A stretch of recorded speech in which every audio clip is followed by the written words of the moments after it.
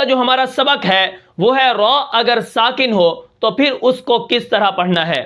پہلے والے سبق کے اندر آپ نے یہ بتایا ہے کہ را کے اوپر زبر ہو یا پیش ہو تو اس را کو ہم موٹا کر کے پڑھیں گے، جیسے الحمدللہ رب العالمین۔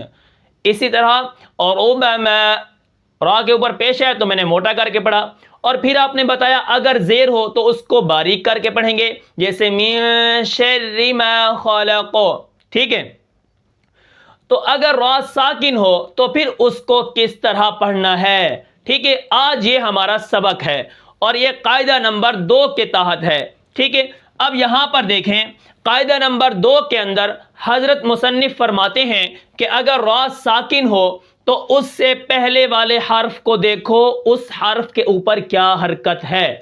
کیا را اگر ساکن ہے تو اس سے پہلے والے حرف کو دیکھو، اس پر کیا حرکت ہے۔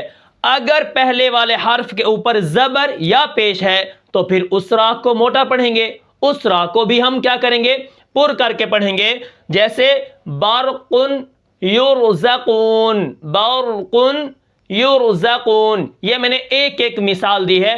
اگر جہاں پر آپ دیکھیں قرآن مجید کے اندر بہت ساری مثالیں ہیں، لیکن یہاں پر کیا ہے، جگہ نہیں ہے، لیکن یہاں پر کیا ہے، میں تھوڑی سی آپ کو مثال دے رہا ہوں کہ بارقن را ساکن ہے، پیچھے زبر ہے، بارقن را کو ہم موٹا ہی پڑھیں گے۔ اسی طرح یرزقون را کے پیچھے پیش ہے، را ساکن ہے تو اس کو بھی ہم موٹا پڑھیں گے۔ یعنی را ساکن ہو، اس سے پہلے والے حرف کے اوپر زیر ہو تو پھر ہم اس را کو باریک پڑھیں گے، جیسے انذرہم فرعون۔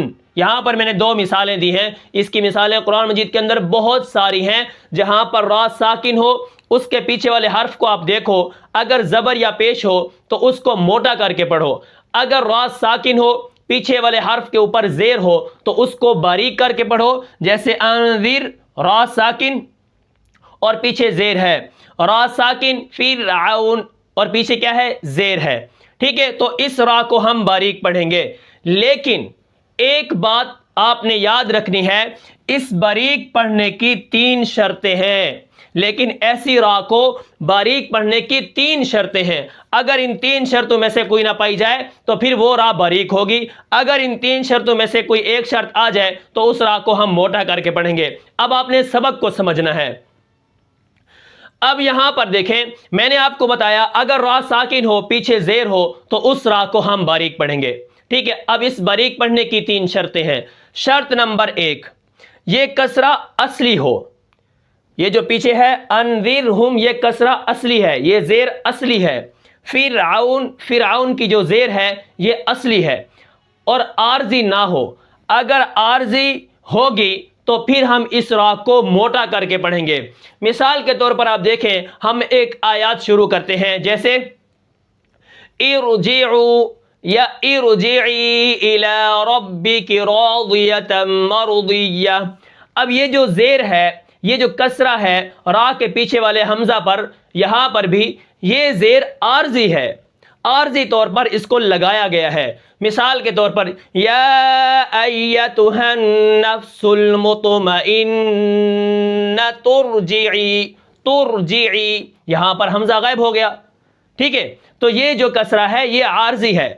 اب اس کسرہ کیا ہے، نوٹ یہاں پر دیکھیں، کسرہ عارضی اور اصلی کا عربی پڑھے بغیر پتہ نہیں چل سکتا، ٹھیک ہے۔ آپ قرآن مجید کے اندر ایسے کلمات دیکھیں جہاں پر یہ جو شروع میں کسرہ لگی ہوتی ہے حمزہ کے اوپر، لیکن جب پیچھے والے حرف کے ساتھ ملا کر پڑھتے ہیں تو یہ غائب ہو جاتی ہے، تو یہ کسرہ عارضی ہوتی ہے، ٹھیک ہے۔ اگر را ساکن ہو پیچھے کسرہ عارضی ہو، ٹھیک ہے، پیچھے زیر عارضی آ جائے تو پھر ہم اس را کو موٹا کر کے پڑھیں گے، یعنی پر پڑھیں گے، جیسے ارجعوا، ارجعی، ٹھیک ہے۔ کیونکہ اگر ہم ان حرفوں کو ملائیں گے تو یہ کیا بن جائے گا، یہ حمزہ غائب ہو جائے گا، حمزہ کی جو زیر ہے وہ غائب ہو جائے گی، جیسے قال ارجعوا، حمزہ غائب ہو گیا، قال الگ ہے، ارجعوا، قال ارجعوا۔ اسی طرح ارجعی آیات کے شروع میں ہے، ارجعی یا ایتھا النفس المطمئنہ ترجعی، تا کو را کے ساتھ ملائیں گے، حمزہ غائب ہو جائے گا۔ یہ کیا ہے، کسرہ عارضی ہے۔ اگر کسرہ عارضی ہو تو اس را کو بھی ہم موٹا پڑھیں گے، اس کو باریک نہیں پڑھیں گے، موٹا پڑھیں گے۔ یہاں پر دیکھیں را ساکن ہے، پیچھے زیر ہے، لیکن ہم اس کو باریک پڑھنا چاہیے، لیکن ہم اس کو موٹا پڑھیں گے کیونکہ یہ کسرہ کیا ہے؟ عارضی ہے، یہ عارضی طور پر لگائی گئی ہے۔ اگر پیچھے والے حرف کے ساتھ مل جائے گی قال ارجعوا یا ترجعی، یہ پھر حمزہ اور کسرہ غائب ہو جائے گی، یہ کسرہ جو ہے یہ زیر عارضی ہے، ٹھیک ہے۔ شرط نمبر 2 کیا ہے؟ یہ زیر اور را ایک کلمہ میں ہوں، اگر 2 کلموں میں ہوں تو پھر را کو ہم موٹا پڑھیں گے، جیسے الذی ارتضی، الذی ارتضی، من ارتضی، اسی طرح امیر ارتابوا، ٹھیک ہے، امیر ارتابوا رب ارجعون، ٹھیک ہے، یہ 2 کلموں کے اندر ہے۔ الذی ارتضی یہ جو زیر ہے یہ پچھلے کلمہ کے اندر ہے، ٹھیک ہے، امیر تابو، امیر تابو، ٹھیک ہے، ارتابو، یہاں پر بھی دیکھیں یہ کسرہ کیا ہے؟ یہ کلمہ منفصل ہے، یعنی 2 کلموں کے اندر را آ گئی ہے، ٹھیک ہے، اگلے کلمہ کے شروع میں آ گئی اور پچھلی جو زیر ہے وہ پچھلے کلمہ کے اندر آ گئی ہے، ٹھیک ہے۔ یہاں پر لکھنے کی جگہ نہیں ہے لیکن میں آپ کو تھوڑا تھوڑا سمجھا رہا ہوں۔ اگر یہ 2 کلموں کے اندر آ جائے، جیسے دیکھیں الذی ارتضی، اس کو بھی ہم موٹا کر کے پڑھیں گے، امیر ارتابوا اس کو بھی ہم موٹا کر کے پڑھیں گے، کیونکہ یہ جو زیر ہے یہ بھی کیا ہے؟ عارضی ہے، ٹھیک ہے، یہ زیر کیا ہے؟ عارضی ہے، ٹھیک ہے۔ تو یہ شرط نمبر 2 ہے۔ اس کے بعد شرط نمبر 3 کیا ہے؟ وہ یہ ہے کہ یہ زیر والی را کے بعد حروف مستعلیہ کا حرف نہ ہو، ٹھیک ہے۔ یہاں پر دیکھیں فرعون، فرعون یہاں پر حروف مستعلیہ کا حرف نہیں ہے، انذرہم یہاں پر بھی حروف مستعلیہ کا حرف نہیں ہے، ٹھیک ہے۔ تو ہم اس را کو باریک پڑھ رہے ہیں۔ وہ فرماتے ہیں اگر اسی طرح را ساکن ہو، پیچھے زیر بھی اصلی ہو، شرط پائی گئی ہو، ایک شرط را ساکن ہو، دوسری شرط پیچھے کیا ہو؟ زیر اصلی ہو، ٹھیک ہے۔ اب کیا ہے؟ اس کے بعد حروف مستعلیہ کا حرف نہ ہو، پھر را کو باریک پڑھیں گے۔ اگر حروف مستعلیہ کا حرف آ جائے گا پھر اس را کو بھی ہم پر کر کے پڑھیں گے، یعنی موٹا کر کے پڑھیں گے، ٹھیک ہے۔ وہ فرماتے ہیں حروف مستعلیہ کا جو بیان ہے وہ پیچھے گزر گیا، خص وقت انقذ، یہ 7 حرف ہیں جو ہر وقت موٹے ہوتے ہیں، ٹھیک ہے۔ اگر یہ را ساکن ہو، پیچھے زیر ہو اور آگے حروف مستعلیہ کا حرف آ جائے تو ہم اس را کو پھر باریک نہیں پڑھیں گے، اس کو موٹا کر کے پڑھیں گے، ٹھیک ہے۔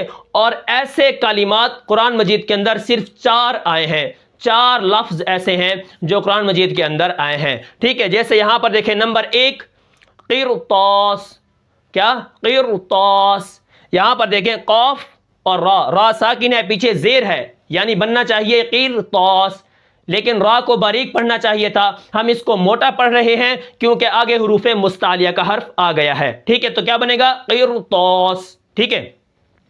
اب اس کے بعد نمبر 2 پر ہے وَإِرْصَادً لِمَنْ، وَإِرْصَادًا لِمَنْ، را ساکن ہے، پیچھے زیر ہے، پھر بھی یہ کلمہ کیا ہے؟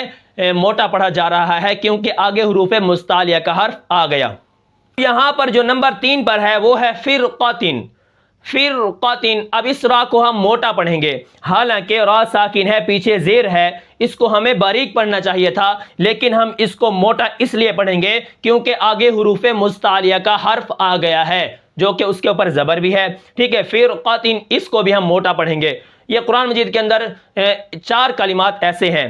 اس کے بعد دیکھیں سورہ فجر کے اندر ہے لبالمرصاد، ان ربک لبالمرصاد، یہاں پر را کو ہم موٹا کر کے پڑھتے ہیں، حالانکہ را ساکن ہے، پیچھے زیر بھی اصلی ہے، کسرہ اصلی ہے، لیکن آگے حروف مستعلیہ کا حرف آ گیا ہے تو پھر ہم اس کو موٹا کر کے پڑھیں گے لبالمرصاد، ٹھیک ہے۔ یہ 4 کلمات ایسے ہیں جو قرآن مجید کے اندر آئے ہیں اور ان کے علاوہ جتنے ہیں وہ باریک ہیں۔ اب یہاں پر ایک 5ویں مثال بھی آتی ہے، وہ یہ ہے کہ وَلَا تُصَعِّرْ خَدَّكَ، وَلَا تُصَعِّرْ عین را زیر عیر خَدَّكَ، ٹھیک ہے۔ آگے خا آ گیا تو یہ بھی حروف مستعلیہ کا حرف ہے، لیکن وہ فرماتے ہیں وَلَا تُصَعِّرْ یہ الگ ہے، خَدَّكَ الگ ہے، یہ 2 کلموں کے اندر آ گیا ہے۔ تو ہماری شرط کیا ہے؟ را ساکن ہو اور اس کے پیچھے زیر ہو اور اسی کلمہ میں حروف مستعلیہ کا حرف نہ ہو، اگر ہوگا تو پھر پر ہوگی۔ تو یہاں پر وَلَا تُصَعِّرْ خَدَّكَ، خا الگ کھڑا ہے اور را الگ کھڑی ہے، تو یہ کیا ہے؟ وَلَا تُصَعِّرْ خَدَّكَ، اس را کو ہم باریک ہی پڑھیں گے، ٹھیک ہے، کیونکہ یہ کلمہ الگ الگ ہے، یہ ایک کلمہ کے اندر ہیں، لبالمرصاد، فرقہ، وَإِرْصَادًا لِمَنْ حَارَبَ اللَّهَ اور قرطاس. ٹھیک ہے، یہ چار جو لفظ ہیں یہ قرآن مجید کے اندر چار لفظ آئے ہیں. ان کو ہم کیا کریں گے، ان کی جو را ہے اس کو ہم موٹا کر کے پڑھیں گے. ٹھیک ہے، تو آج کا جو ہمارا سبق تھا وہ یہی تھا کہ را ساکن ہو، پیچھے زبر یا پیش ہو تو را کو موٹا کر کے پڑھیں گے، اگر پیچھے زیر آ جائے تو را کو باریک کر کے پڑھیں گے. اور اس باریک پڑھنے کی 3 شرطیں ہیں.